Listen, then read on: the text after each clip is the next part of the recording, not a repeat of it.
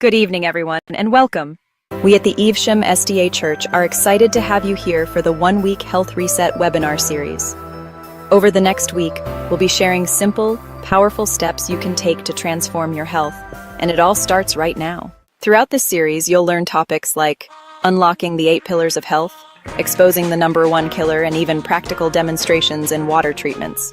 Each night, we'll focus on small, easy-to-follow actions that will help reset your body and mind. Plus, there is a downloadable handout of the key points covered each night. You can download it in the comments section below. By the end of the week, you'll be on your way to feeling your best, inside and out.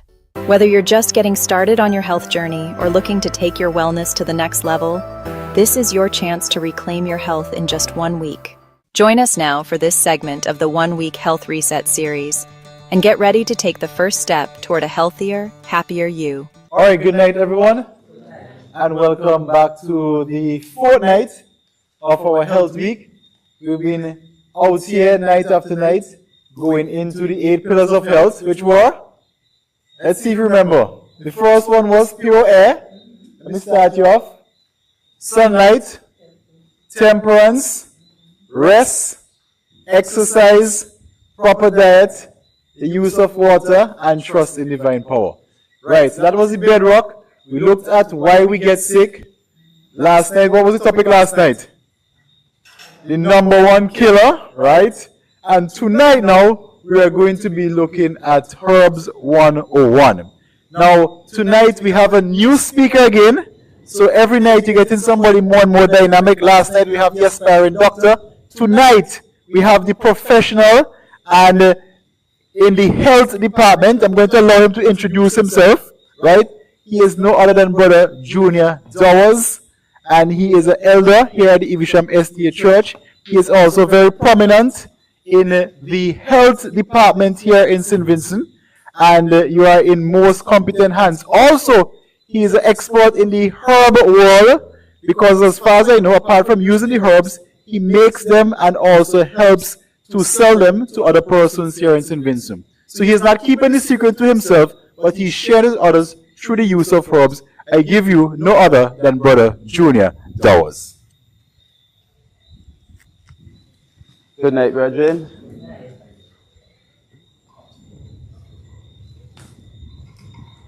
Yes, so good night once again, and good night to all listening to us via the web. Wherever you are, whether in St. Vincent, Grenada, Trinidad, Tobago, wherever you are within the hearing of my voice, I trust that as we continue this series and I present what I have for us tonight, that by the grace of God, that we all will not only be reminded, but we will leave here being a better equipped people doing service for God. As it is said, our body is the temple of God, and if we fail to take care of the temple, then what would happen? The temple will crumble, and we cannot function effectively. And so, continuing tonight, Herb 101, Nature's Best Secret. So, as a people who believe in the health message, and as a people who knows for certain that herbs was created and it was given as a service for man. You know, the Bible tells us during creation week, and behold, all was very good. Behold, and we could just turn to our Genesis, the book of Genesis chapter 1, and we will read a few verses. We'll read verse 1 and 2, and we'll also read verses 10 to 12. So, you can take your Bibles and you follow and read along as I cite these few scriptures. So Genesis chapter 1, and I'm reading from the King James Version. And it says, in the beginning, God created the heaven and the earth. And the earth was without form and void, and darkness was upon the face of the deep. And the Spirit of God moved upon the face of the waters. Continuing verse 10 to 12. And God called the dry land earth, and the gathering together of the waters called he sea. And God saw that it was good. And God said, let the earth bring forth grass, the herbs yielding seeds, and the fruit tree yielding fruits after his kind, whose seed is in itself upon the earth. And it was so. And the earth brought forth grass and herbs, yielding seed from its kind, and the tree yielding fruit, whose seed was in itself after his kind, and God saw that it was good. So, during creation, after God would have created everything, and he say, behold, it is very good. So everything that was placed upon the earth was for the benefit of mankind. And so tonight, as we delve into what we will call the introduction into herbiology, and herbiology simply is where plants or herb is used as medicinal purposes, right? So while the word might sound big, we understand clearly it is the use of plants or herbs as a form of medicine, And so around us, we are surrounded by so many different herbs. But one of the things is, my old man always used to say, ignorance is a curse. And sometimes we see curse as when somebody probably speak ill to you, but curse is also lack of knowledge. Because the lack of knowledge, the Bible says, because the people suffer because of lack of knowledge. And so, if we may have the very thing that can help us, but because we don't know, it is there just wasting away. So tonight, I hope that when we leave here, and after you would have listened, we would all make use of all that God would have created for us. So, biblically speaking, Genesis chapter 8, verse 18 reminds us that thou shalt eat the herbs of the field, which is God giving us permission. He is saying these things are created for us. And also, Psalms 104, verse 14 reminds us, he causeth the grass to grow for the cattle and the herbs for the service of man. So, we have no doubt in our mind that herbs are good. We have no doubt in our mind that herbs are to make us better. Right? Some people believe more in the pharmaceutical, but God cannot make a mistake. And if he say it is good, it is because man cannot question it anymore. It is good. But as we delve in, we will see some more details as it relates to the herbs. Now,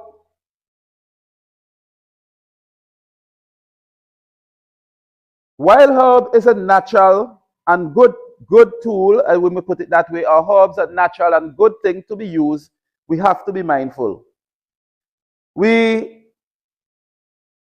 day I was on the park doing some exercise, and this guy was also exercising, doing some real good exercise.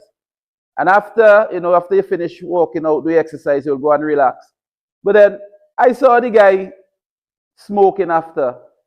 In the back of my mind, I'm like, but you're doing a good thing. But here, you're doing a bad thing. It's like you're defeating the purpose because you're exercising, which oxygen and everything is good for the lungs, help to keep off cancer and everything. But here at the other end, you're smoking.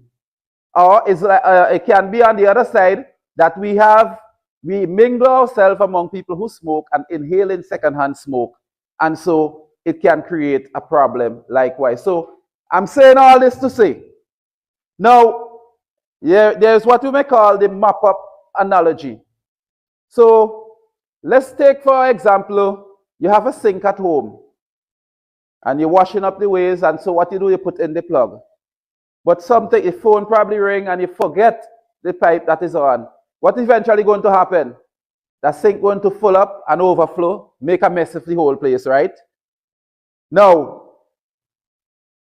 understanding mop-up technology is like, as I said, make mention of the guy and smoking, is like we correcting our diet. And the plug inside of the sink now that will stop the water from running out is we fixing our lifestyle. Understand it this way. So it is good, you eat a good healthy breakfast, eat a good lunch, you're doing some exercise, but somewhere along the way, we do something wrong. while herbs are good, it is not a magic pill. Herbs are not magic pills. It means, therefore, that we have to do the right thing. Herb is just to enhance. It's like Ellen driving his car, it's functioning well. So what he does to maintain that functionality, he do regular servicing. So we cannot expect herbs to do a work when we are counteracting it. So we cannot expect to be eating any hour, eating every hour, eating anything we feel like, and say, man, yeah, if I drink some ginger, that will do the trick. It don't work that way. It's like, as I use the sink example, we turn on the tap, but the sink is plugged, everything going to wash out. So if we don't change our lifestyle and change our diet, the herb is like null and void. It's like we just wasting time, as the older head would say, spinning tap in mud. So we must understand that while herbs are good, we must use them with moderation, and proper practices must be administered. Now, there are different methodology that is in how herbs are being prepared, right? Now, most of us will know tea. You know, sometimes I say, boy, I want some ginger tea or some guinea pepper tea, lemongrass tea, right? But here, herbs not supposed to be boiled. Now, one of the rationale behind that is, especially when herbs are green. You know, generally most herbs are green, or some might be colored, but what happens is that when they are boiled, you allow more chemical or things that should not be released to be released. And that is one of the rationale why herbs is supposed to, what we may say infuse. So, like when we're making tea, we may have some peppermint or probably some guinea pepper leaves or probably some hibiscus flowers. What we do, normally it is best when they are dried. So if they're dried, one thing is preservation will be longer, the lifespan will be longer, because anything that is wet and moist or allowed to get moisture will eventually get mold and fungus, and that is not good for our health. The brain cells once die would not be replaced, and mold and fungus damages brain cells very fast and easy. Right? So what we need to do is best thing is to dry our herbs.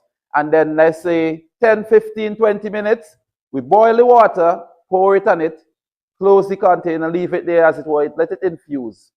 And probably 10, 15 minutes after, you're ready. Infuse, if you look at infuse as like you have a small cup in a big cup. So you put all the herbs inside it, so the leaves and all the fine particles is not coming out in the tea, but they remain in the cup. So it's like a strainer. We understand, right? And that is really how you would prepare your teas in using herbs, which are very good. One of the things that we must keep in mind, while herbs are good, different herbs would have different effect or impact on different people. For example, ginger is a very good calming, soothing tea, but ginger put a lot of people to sleep. So if you see like you're not sleeping, instead of going and take pharmaceutical pain tablets, you could just drink some warm, nice ginger tea, and you will wallow off into a nice utopic sleep. So we have, so as I mentioned before, we have tea. We also have what you call decoction, and that is preparing, in means of preparing herb, decoction. And what really is decoction? Now, we know like marby bark, right? The bark of the tree, or we might use the root of the dandelions, different roots, because herbs have roots likewise. Ginger is also a root. So we may have different root, or the bark as I mentioned. What we do is that, because while they can be prepared similar to the tea, because they are harder and much more tough, if you want to put it that way, what we will do is like we soak them, as it were, so that they can become, they absorb. It's like you put a spice in the water so it dry it out. Because it's much harder, you soak it and allow it. You can boil it, but do not allow it to boil for no excessive time. As we get down later on, I will tell you about some herbs that we can boil and seems not to be affected by heat. So we can prepare those roots and likewise take it as a form of a tea, or we can have it there and drink it over time. Put it in the fridge or anything of that sort so we can drink it over time. One of the things, while I'm speaking to this, I'm also speaking about the safety and dosage, right? We must be mindful, not especially if it's a new herb, don't take a whole heap one time because you don't know, you could be overdosing. And it is very important that you know your herbs. And I will speak something more about that as we go along. So we have teas, we have decoction, also we have tincture. What really is that? I don't know how much of us know, and our foreparents, they might have, coconut oil, and you make a coconut oil, and you might get a piece of rosemary leaf, and you place it down in the oil, or grind some nutmeg, and put it inside as well. Right. You can do it similarly with alcohol-based stuff, and you put it inside there, and like you might get a fever and they will throw it and rub you down. Right. Basically, that's like a tincture, right? So it's like you're getting the properties out of the herb by through mixing processes. Alcohol-based, or as I mentioned, coconut oil can also be used, and then you rub down yourself, right? So that is another methodology, a way, and it is more concentrated. Because what happened, herbs get stronger over time, right? So if I prepare a certain herb tea here, there are certain herbs that can be prepared and you can leave them in the fridge, but over time, let's say you take 2 teaspoons of that herb produced today, a month from today, it will be much more stronger, and therefore you would not be able to use the same level. You have to use a smaller portion, right? We also have what they call poultice and compression. Poultice is basically, I don't know how much of us have, like if you have dermatitis problem, we know what they call ball head, those cashy, wrong stuff, and they have some green leaves. Those can also, you could pong them up, make it like into a paste, right? Or it could be other different herbs. I only use that one in particular. You can also use whether it be turmeric or other things, and you make it more like a paste. You know, and you remember in the Bible when Christ, I think, was the man with the blind and he spit on the ground and he mixed the mud and put it right. That is basically what you call a poultice. So with the affected area, and you paste it over the area so as to help to heal. So that is something that is more used external, right?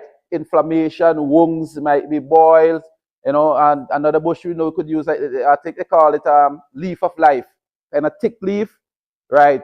You have there's sometimes we call it cattle boil, or you have which basically you have an internal infection and it's showing up, you could actually heat it, whether you use some candle, soft candle, and that will help to, as I say, ripen the boil to get the pus to exude, right? So that is basically how you use herb in terms of a poultice. Compression, and we all know, simplest form, you probably have a high fever and you get a rag, put it in, whether it be cold water or hot water, and then you like compress the area. So not the water itself.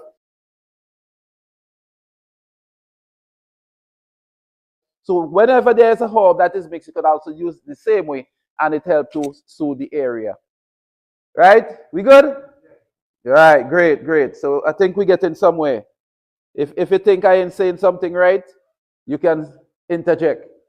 All right? So as I was saying before, it is imperative, it is very important, dosage of herbs when it comes to safety and in knowledge of the herb.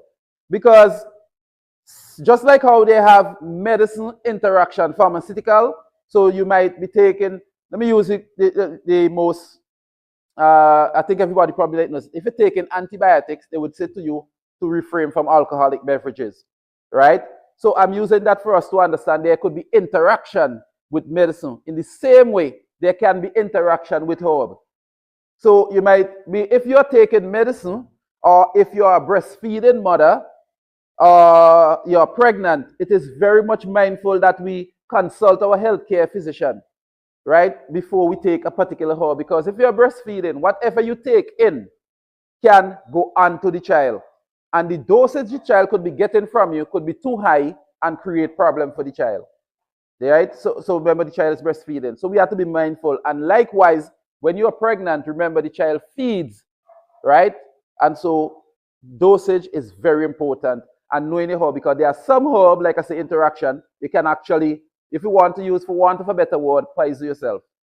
So we have to be very much mindful. If you don't have the knowledge of a thing, find out from someone who know, and then we can make the intervention. So safety is paramount.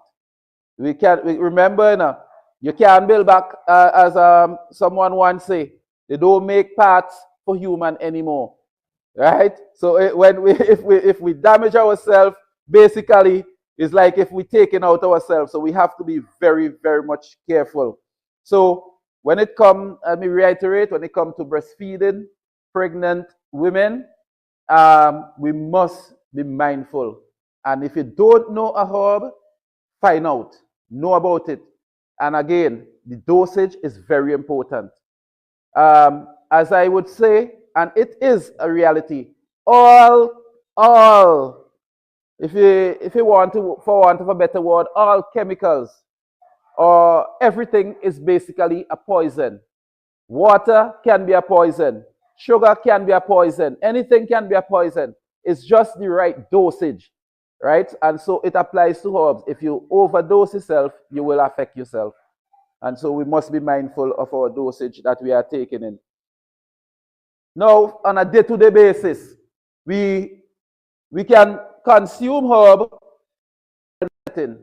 We have so many herbs around us in the kitchen. We can prepare when we're preparing our diet, our food, whether breakfast, lunch, or dinner.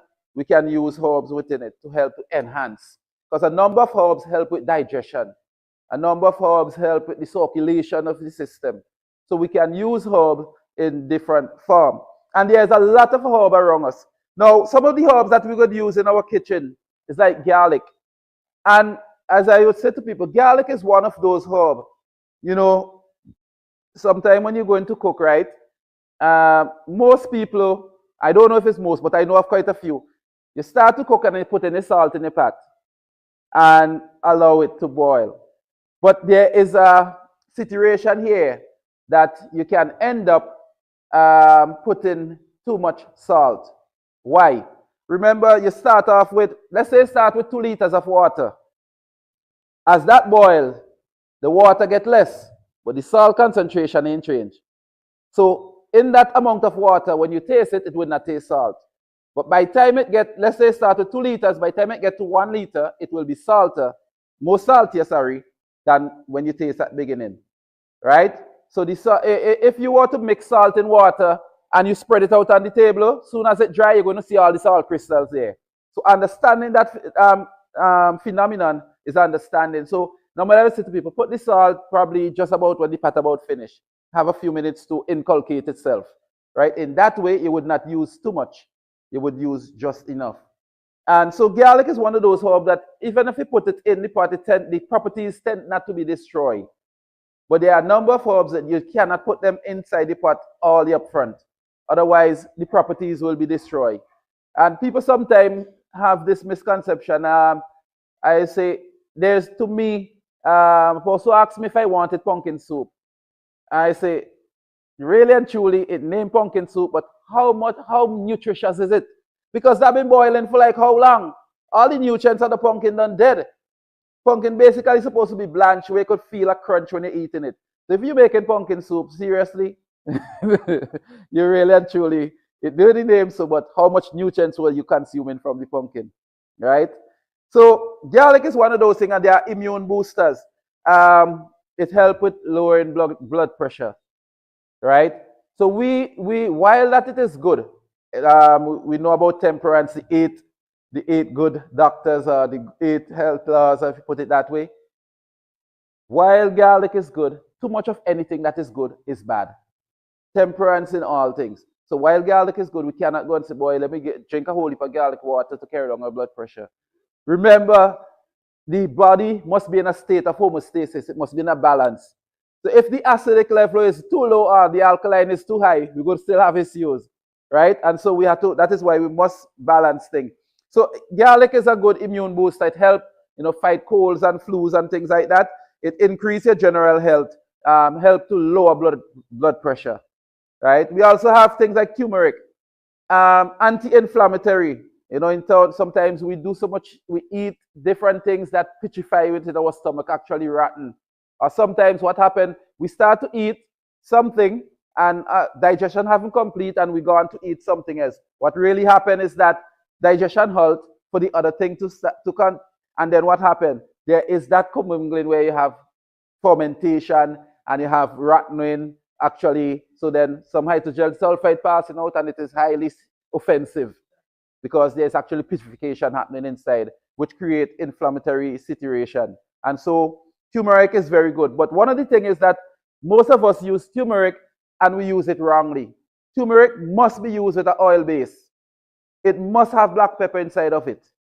And it, for certain, so what we're saying is, so if you take, let's say you get a piece of turmeric, you boil it, and you just drink it plain like that. Because there's no black pepper inside of it, and it doesn't have an oil-based setting, the body is like, it's like taking in cellulose. The body can't digest cellulose, so it just going in your system. You just have bulk, you really have no benefit from it. So if you do get benefit, let's say you get 2 out of 100, and that is a fail. But when you add those other 2 things that I mentioned, especially the black pepper and also the oil base, whether it be what's the oil base? Fat base, right? Fat base basically. It helped to absorb 90-something%. So you see the big disparity between using it just like that and using it how it's supposed to be used. So it is important that we have our knowledge on these things. So turmeric helps with anti-inflammatory and joint pain and digestion and things like that. We have peppermint, which is nice, soothing, and make you feel relaxing. And we all know peppermint. We have ginger. Again, as I mentioned before, some people using ginger will fall asleep in minutes, right? To me, I know a few friends of mine who I would had certain situation, and after they would have, prepared the ginger tea and give them it, man, less than 5 minutes they fall asleep. And so that is why I say sometimes it's even much better than sleeping pills, because sleeping pills have it serious side effect afterwards. Yes.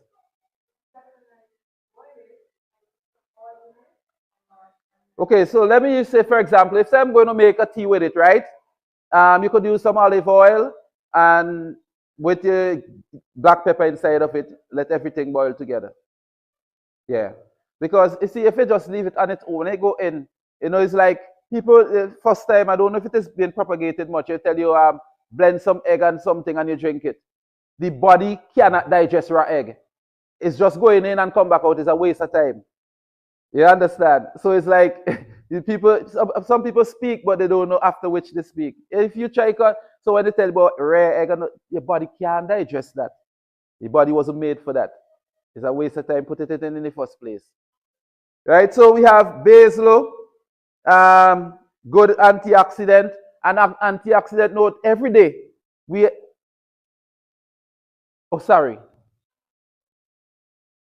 Yes. While the cayenne pepper, to the best of my knowledge, it has in a similar property to the black pepper, but they are different. The name right now, I don't remember the name of the chemical inside of it, but it wants to sound like that name, but because I remember it right now, I don't want to say it and say the wrong thing. Yeah, so the cayenne, it might not be the best substitute because, like I say, there are properties in the black pepper that help to activate, right? Now, so as I was saying, so we have in terms of antioxidant, every day we are exposed to a lot of free radicals, and we have to be. This is very important. Sometimes we roast in our breadfruit, and this free radicals, smoke, all those different things, and free radical displaces oxygen in your system. Very, very easy. So that is why if like you start a car in a garage and there's no ventilation, you could be knocked out because the hemoglobin will be inhibited, and so oxygen will be displaced by that carbon monoxide. And so about 300 plus free radicals we are able to tolerate per day. A lot of us exposed to a lot more than that. And this is why herbs are very important to help to, as it were, detoxify, to get rid of that system. But remember, we said from beginning, we can't be taking something good to help, but then practicing the same thing. It's like, if we do the same thing the same way every day and expect different results, we are stone mad. We can't be doing the same thing the same way and expect different results. So if we are to free ourselves from free radicals, and we're taking things like ginger and basil and rosemary to help with the antioxidant, to help to fight free radicals from our system, yet we're exposing to it. So expose today and they take it tonight. You expose tomorrow. Nah, what are we doing? We're choking ourselves. It's of no use. So we have things like parsley. And these are things that we know. Rosemary, again, help with blood circulation. And it's in the night. If you really have stress factors, you can't sleep good, you take a nice glass, whether it be an 8 or 10 ounce glass of rosemary hot tea. Trust me, it works wonders. Right? It works a lot of wonders. Thyme, antiseptic, and is great for respiratory illness issues. Antiseptic, as again, we breathe in so much different things. Our lungs need to be, everything needs to be clean. Everything needs to be cleansed. But we cannot be cleaning and expose ourselves back to the same thing that create the clog in the first place. Remember we talk about the sink, the mop-up effect? So the herb is not a magic pill. So we have to do the right thing the right way. Otherwise, we're going to just keep sicking ourselves. Oregano, another powerful antioxidant. Do we all know what oregano is? Okay, great, great. You know, I think it was 2008 or 2009. I realized this thing was being sold and it's sold so expensive. And I'm like, why is oregano? Why is oregano? So I checked. I said, but what is this? I know this thing like, and then realizing I didn't, but because of the name, a lot of people don't realize that is the thing. So tiki time as we call it, oregano. I will show us a few in a while. So cayenne is also good. It's good to boost the circulatory system, but again, like any other herb, too much of any one thing is bad. Because while herbs are healing, you don't want to be overdosed and overused. Okay? Yes. It is not a problem. It is not a problem. As a matter of fact, it get a good, healthy flavor as well. And both, they would not counteract each other. And as you asked that, but right, I remember saying to a person, we have to be mindful when I talk about interaction, mixing different herbs. Because if we don't know the properties of the herbs, we can actually be creating a poison, if we want to put it that way. You know, like we in the bathroom and we scrub in the bathroom and we figure the soap powder, the cleaner or whatever is not good enough, and we add bleach to it, and then we're creating acids and we're creating ammonia, and we're breathing that in and we're cutting up our lungs. If we would see the impact that really have on our lungs, we would not even try to practice that. Never mix chemicals that you have no knowledge about, because when you mix those things and think it's going to be better and stronger, you're creating a problem. Right? So the same way with herbs. If you don't know, find out from those who know. Because it is been said that you're not supposed to really mix more than 3.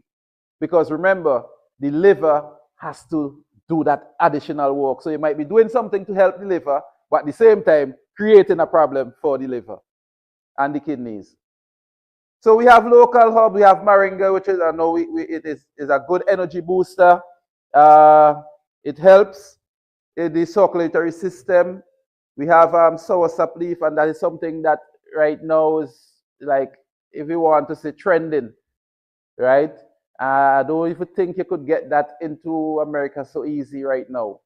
I don't think so, right? As it relates to cancer, the healing properties of the soursop. And both the leaf and the fruit is very good, eh? Both the leaf and the fruit. So we have a lot of these things around. We need to utilize it. As I said to one lady, you selling all the oranges and buy turbo? Like, seriously?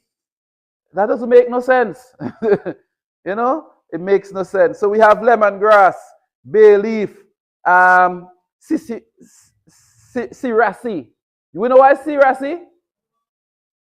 Right. And you know, the first time I came across that name, I was like, serasi? Why serasi? But we all know what serasi is. Carilla. Or some may call it bitter melon. Right? That helps a lot, especially. Hello? No, bitter. All of them is the same. The same cousin. There's just that they are different species. Right. So what happened is that this Carilla in particular, it helps with controlling blood sugar. And it does real good. Right? It helps to control, if you want to put it that way, your blood sugar level. Especially to me, it works well in the night. See, like before you go to bed, you know, take a nice, whether it be a 8-ounce glass or so, whether it be about a 2 gram in a tea bag, you put that in your water, let it infuse, and then you consume. It tastes bitter, but it does wonders. As I say, it is a blood cleanser, blood purifier, right? Bay leaf, anti-inflammatory, and we have bay leaf all around, right? It helps also with your blood sugar level, and it helps to do cleansing. Lemongrass is a very powerful antioxidant and anti-inflammatory as well, right? We have all these things around, but sometimes we don't use them. And note, you don't have to make all these things in teas. You can apply it, you could put them into your pot when you're cooking daily. Now, right, what I have here also is a dry breadfruit leaf, right? And this works well in helping to control high blood pressure. It works well. Some people, it works so well that some people tend to want to, you know, like Rome was built in one day, but they want to build Rome in one day. They abuse it, and what happened? It dropped the blood pressure way below it's supposed to be, right? We have some lemongrass here. Not only smelling nice, but it worked one. I had some this morning. Trust me, you will sweat out real good as you go through the day. It works real wonders. I normally prepare my herbs through dehydration process and powdering. So, you know, if I go home one day and I want a nice, whatever tea I want, I just pick a bag, drop it in some hot water, and I'm ready to go. And those herbs work wonders. We have turmeric, which we used to call it, what is the name now? Saffron. you know, all the years, that is what we know it by. We have ginger, and all these are rhizome. We have ginger and the root. Remember we mentioned before about whether you do it as tea or as concussion or as pulses, or if we do it as a tincture. And this is tiki time oregano, something that is selling so expensive, and we have it all around, and it's so easy to grow. Very, very easy. If you start to growing, it gets out of control very fast, and yet we buying it on the shelf. This is what we were saying about Syrah. This is some call it bitter melon. Locally we call it Carilla, and this work wonders. Like I said before, herbs being dried is best. This is some leaf of a soursop, right? These best dried and prepared. Well, if these, they're very, very hard to dry. It takes a while. Even when you're dehydrating them, they take a few days well. Because if they're not dehydrated properly, you will have fungal issues with them, because they hold a lot of water, even as much as thin as they are, and you would not get to powder them very easy. So we had to make bay leaf, very, very nice, and help again in blood sugar control, right? A very nice tea. We can't go wrong with bay leaf. You know, you see, as small as these leaves, I throw about 3 of these leaves into a glass of water, hot water that is, and man, trust me, you can't go wrong. One of the things is that I advise people to do not put sugar in your tea. Use a herb naturally, just like that. Okay, right. Don't put sugar in. You need it, because you're getting so many sugars in other different things. This is rosemary. It smells good, fine leaf. It's a plant that is like almost have to have a way of knowing how to get it grow. But once it starts growing, trust me, it will bloom. So all these local herbs we have around us, we need to utilize them. There are so many other herbs that so many other herbs that we don't utilize that we have around us, and we need to utilize them. So let us use our herbs. Don't just have them and fail to use them, because we could be missing out on something that is very powerful that we have right in our own backyard. All right. I can't overemphasize the aspect of care or caution when we are using herbs. Cannot be overemphasized. As I always say, as plain as water is, it could poison you. So think about something. And remember, if something goes into your body as an element, it do not remain an element, because it mixes with other things and then becomes a compound. It's harder to separate a compound from an element to an element. It's like you burn a piece of wood, you get ash. Bringing back that ash to a solid wood, it's a different kettle of fish.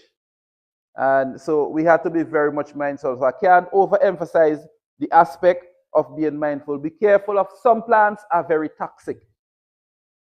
They are toxic to the touch, and they can be toxic if you consume them. Why that is so important that we know our herbs? Because remember I said initially, my problem might not be Elder Noel's problem. And certain herb, it may create an allergy. We may develop allergies to it, or certain herb, while it might give us allergy response to another person, it may not. And so we need to know ourselves. I have come to realize sometimes our days are so busy that at the end of the day, we don't even remember how did they start and all that we do. Any of us ever stop and think back from morning, when we go into bed, stop and think back from morning to where we are and how much thing and what we would have done? Sometimes we fall, we have different issues, and we don't even record. It's like if it's not recorded. But not until when something happened and you take a time and you sift and you sift, you realize, this did happen to me. You didn't spend time to do it. So I'm saying, you might be allergic to something, but you are so fast and you only realize you sneeze and you take it for nothing and you go on a merry way. So we must be mindful of know ourselves and know the herb that we are using, so that we do not poison ourselves and they are not toxic or develop allergies. Because you could develop an allergy, don't know, and then you could have anaphylactic shock. You could have so much situation. An anaphylactic shock, if not given medical attention almost immediately, you could die. Because that is a severe form. The allergy would have transferred. It's like you reached up a point of no return if you're not mindful when it reached anaphylactic shock. Right? So if we know our herb, we will know if we have any allergies to plants and what, and we will be able to know what to keep. Because if we develop allergies, or sometimes we might develop rash or different situation, once we know, we would be able to know what action or what caution we must take as it relates to herb. So herbs was given as a service to man. The Bible have administered it, and once we observe the health laws, like I say, the herb is like a tool. It assisting, it helping. It is not a magic pill. So we cannot do the wrong thing and expect the herb to do the correction of the right thing. We first have to do the right thing. The herb is maintaining, keeping that balance, to help us to continue to praise and worship. When you're sick, you can't really praise God good. Your concentration is on the pain. Your concentration is elsewhere. And that's why sometimes when people are sick, it's not that they don't want to hear about God, but the healing, they want to get well, they want to get better. And sometimes that blocks your both physical and spiritual orientation or consciousness. So it is good once the temple is healthy, once the temple is engaged, we take care of the temple. Because if we don't take care of it, like I always say, when it comes to Mother Nature, it's only one earth we have. And if we fail to take care of it, it will fail to take care of us. So we have to be mindful. While herbs are good, our actions, our knowledge of herbs is very important, right? I hope I would have said something to us that might be a reminder, or something that I would have said to us would open up our mind to do more research or something. But the only knowledge we save is the one we share. And that's the reality. So, Christian? Oh, okay. All right, we don't have a question. So let me thank you for listening. And I do hope that as we continue to serve God, as He open up our knowledge and grant us wisdom, let us share it with each other, that our knowledge will pass on from one to the other, and we so can sustain life. Question?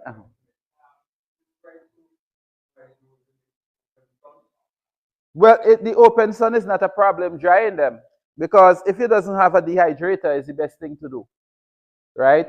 And it means that you would have to keep moving and replacing. That is, you can, some people have things drying and they leave them overnight. Rain might not come, but the night dew, moisture. So not only you hinder the time process, but you allow moisture to mingle between, and that moisture could build up with mold. And even if it's dry, it could dry with the mold, and then it could create a problem. While the sun is a cleanser, and hence the reason why I say, to me, the dehydrator is good, because it also helps to disinfect at the same time. Because the temperature is constant, but it is slow, but it have longevity. So it helps to prepare your stuff.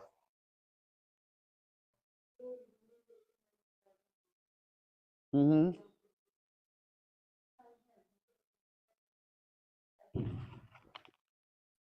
No, one of the things I know for certain that does work well, and I said no because of mingling and experience with other people, and ask them to apply it and try it, is the foot bath. Like if it was to say with compress, you actually, and it works well with the menstrual cycle as well. You sit down and have your foot in some warm water, as it were, and it helps to soothe the whole system, and it works well. I also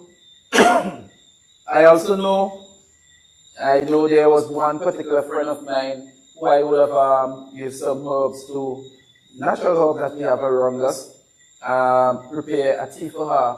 She was like 3 months without sleep. Literally can't sleep because her blood pressure was high, 300 plus. So it's like a day I was home, I sitting and said, but long time I ain't talked to this friend. So when I called her, she said she was explaining to me how sick she was. I said, but why didn't you call me? So that same, it was a Sabbath evening, I had to prepare some and I dropped it for her. I told her what to do, how to mix it, and how to administer it. That night, after 3 months, it was the first time she slept like a baby and sleep real good. By the Monday, her pressure, which was 300 plus, was down, right down to normal. So if we know our herbs and we know what the situation is, we could apply the right thing. And by the grace of God, trust me, it will work. And it does work. And she don't really have much of an issue. Again, when people use an herb, you have to also know the background, because high blood pressure, while it can be hereditary, it could also be because of lifestyle, and it could also be because of other issues. If you have kidney issues, generally high blood pressure is going to go along with it, right? High blood pressure also affects the heart and also affects the kidney. So it's like you could see the chain reaction between them. Remember, the whole body is one unit. It's like a domino effect. You push one and you push all. The blood sugar out of alignment, it could affect your blood pressure. The blood pressure could affect your blood sugar, and everything like that. A bunch of things that we don't take, that we take for granted, Right, so something else about Steva, I think I should say it now, but it has to do with the whole circulatory system and certain herbs and how blood flow.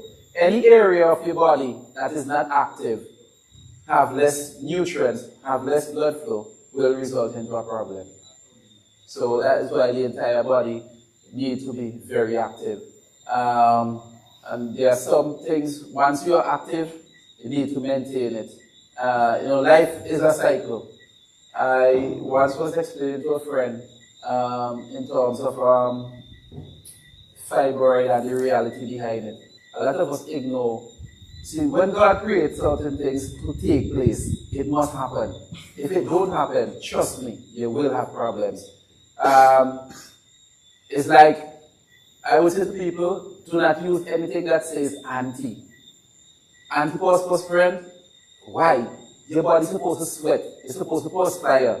When you do that, you're actually plugging your air hose and you're sending the toxin back in the body, which will make you sick. Right? So use deodorant, not anything that's anti-deodorant or anti-this or anti-that. You can actually be mashing up yourself. And be mindful of our deodorant when you use. Keep away from anything that have aluminum base inside them.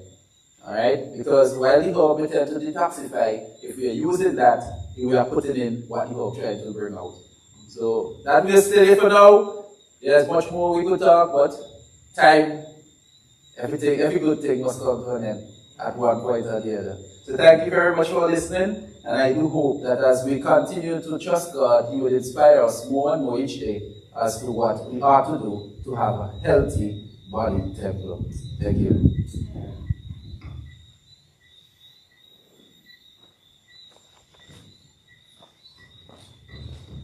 All right, Brother Dawes, thank you so much for that presentation. We definitely learned a lot on herbs, and we are step number 4 into a process here of the Health Week. And I hope that we will take in these lessons. Now, I did promise you guys a handout from yesterday. We still haven't got to that yet, but you will get the handouts of all of this information, okay? Before the week, the Health Week is out, you will get the handouts, all right? And if you guys are online, you'll be able to download it. So everybody will get this information that Brother was just disseminated here to us. So that being said, let us stand for the closing hymn, and after which number 88 will be the closing hymn. After which we'll ask Brother Lester to do the closing prayer. And we'll say a special prayer for the health of our members, of course, and that the Lord may help that this information and all of the information we've been giving out here night after night get out, they apply it, and they can gain the benefits for which was promised. So let's turn our hymnals to number 88, and we will stand as we sing that song. Thank you for joining us in this segment of the 1 week seminar. We trust that you have been blessed. Remember to download your handout and most importantly, take one action step and apply it into your life. Join us again tomorrow for the next segment of the 1 week Health Reset webinar.